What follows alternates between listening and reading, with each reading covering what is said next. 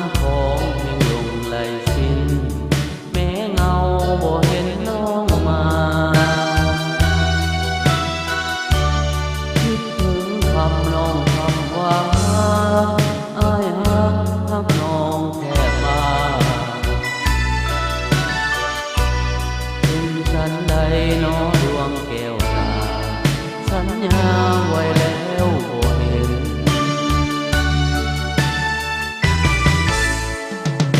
อ้ายจะคอยจะคอยคอยเนื้อเย็นแม้พันเวรพันคืนอ้ายก็จะคอยถึงน้ำโขงจะขึ้นล้นคลองท่วมน้องอ้ายก็จะคอยขอน้องคิดถึงอ้ายเพียงน้อยถึงนานอ้ายก็จะทน